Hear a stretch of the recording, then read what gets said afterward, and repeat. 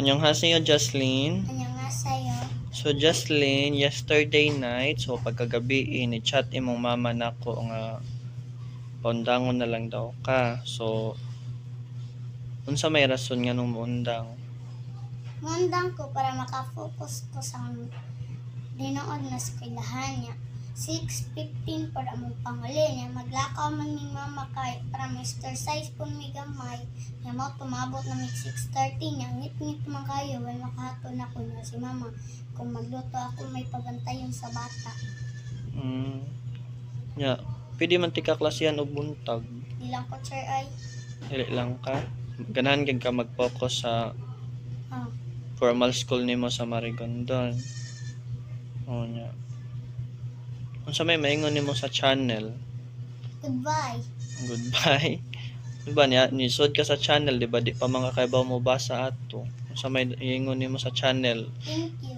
Oh, thank you kay ngano man. Nakabaw na ko basa. Oh, kaibaw na ka mo basa. So mo to ang rason ni Jocelyn because afternoon pa ilang klase then 6:15 pa sila ang out. Dayon dili sila mosakay og motor kay daghan ka pud kaayo og mga mosakay, so maglakaw na lang sila sa iyang mama padong uli nya na pud kay manghud nga 3 months no 3 months 3 months pa baby pa nya si Jocelyn mapuy mo tabang sa pagbantay sa manghud kung magluto imo mama.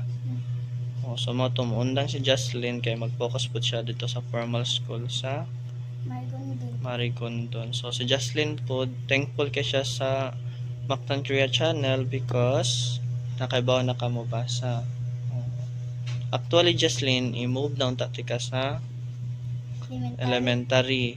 Yes, karon konda next week na jud L2 na tika. So since mundang naman jud ka, so wala na koy choice. So bye bye Jocelyn. So mo to imong rason ha. Okay, so bye bye. Bye. Afternoon class. Good afternoon, Teacher Loida. Okay, so today we will discuss about praise and sentence. Okay, what is praise? Praise does not express a complete Thought. It does not end with a punctuational mark. Ang pasabutan na, ang isang parirala ay hindi nagpapahayag ng isang kumplitong kaisipan. Ang thought, maunang kaisipan. Hindi ito nagtatapos sa isang punctuation mark. Kanang dili siya matawag og sentence nimo kay mubo ra siya na di man siya nag for example katong ang example ninyo nga kuan kanang near the wheel nang look for water more na siya ha. Unya ang sentence expresses a complete thought. it starts with a capital letter. It ends with a period, a question mark, or an exclamation point. Ang sentence mo na ang nag-una og mga capital letters, then nag-end siya og period, question mark, o exclamation point. Kaning question mark mo na siya ang gitawag og kuan kanang nagtatanong. Nya kaning period mo na ang tuldok ra ang kinalasan. Nya kaning exclamation point mo na ang pa-damdam.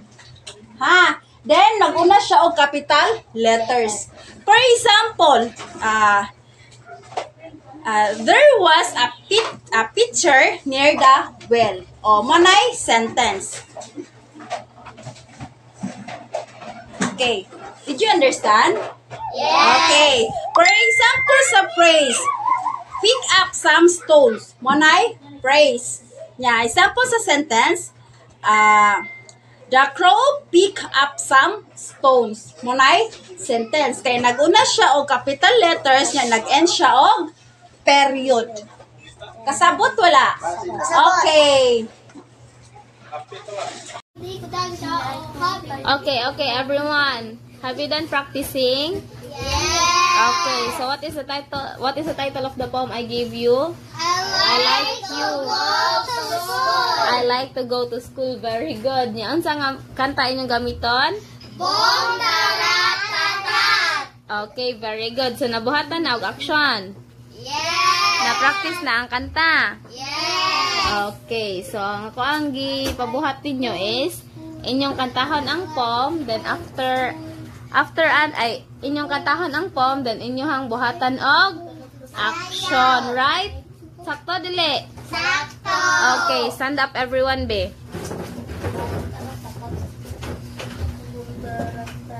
Stand up everyone. Stand up please. Okay, so 1, 2, 3, sing. I like to go to school.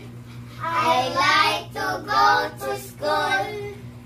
Hey ho, the dairy song. I like to go to school.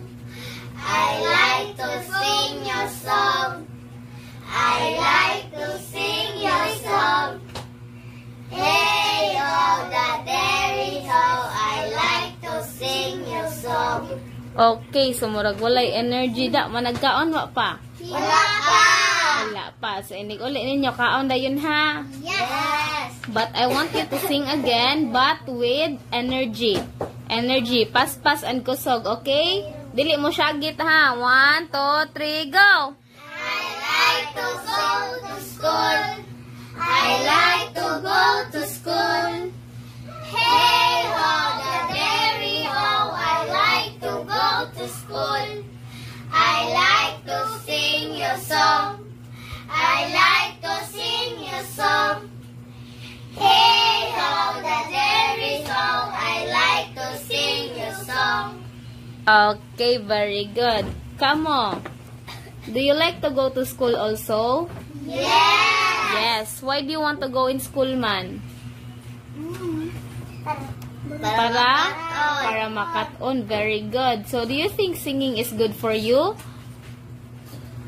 Ha? Ang pagkanta ba is good for you? Yes. Yes, very good. So, dili mo absent sa eskwelahan, dili magpaluya-luya mo eskwela, kay ganahan maka mo atog school. You like to go to school man ka pareha sa pom.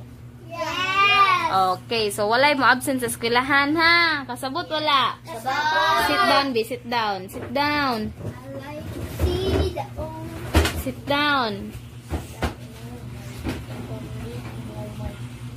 So, unsa galit to? Ganahan mo atog school, dili? ganahan. Ganahan. So, kung ganahan mo atog school, dili mag? Dili. Tabi, dili mag? Kiat, dili mag? Absent. Absent, very good. Nya sa eskwelahan, kay dili pod mag? Tabi. Tabi, very good. Maminaw sa? Teacher. Teacher, okay. Annyeonghaseyo everyone. These are my level 2 students and they will be brushing their teeth now.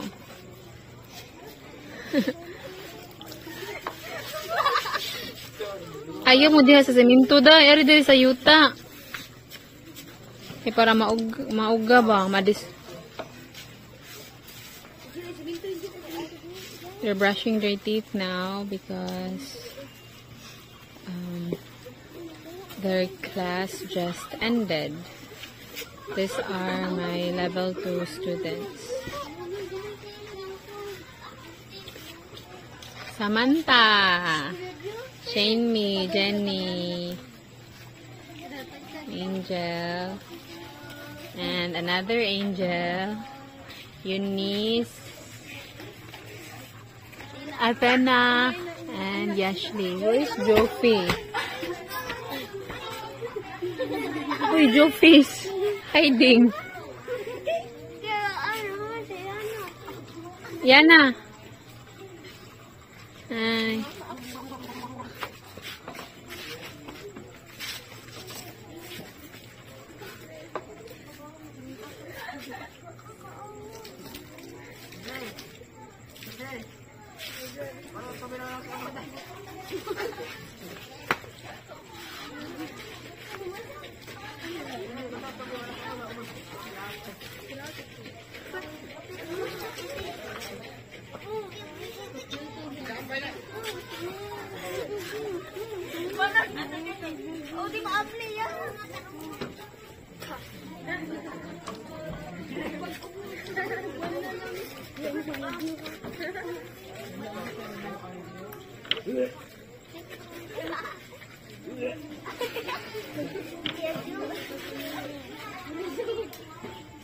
Tay.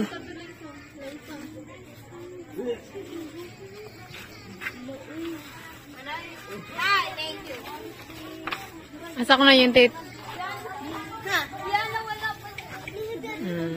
Okay, Severy. Dali, dali.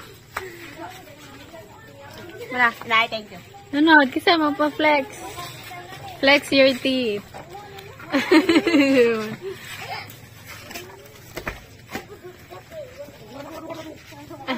Alin na at oh, clean up your mess, ha? Clean up your lamesa. Joffrey, flex your teeth. Come here.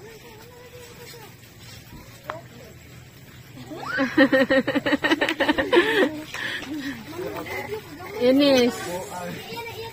Eunice. Athena. Annyeonghaseyo everyone. These are my level 3 students. We just ended our class and now time for brushing their teeth. Up and down.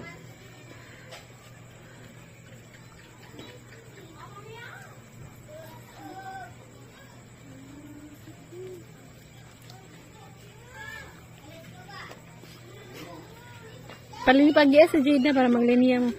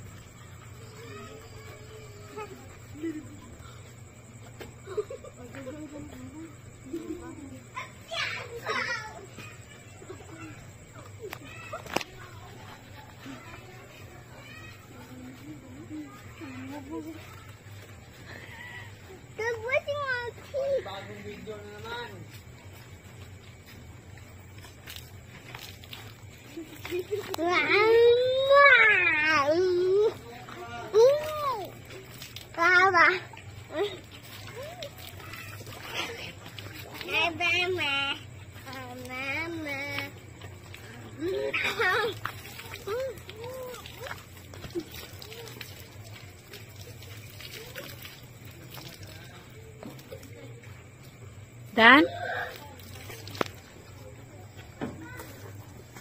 They flex your teeth. Yan na. Yara. Janie niya. Shane. Arjun. Jaylee. Jada. Kim. And Shaira. Very good. Good job. Bye-bye. Bye-bye.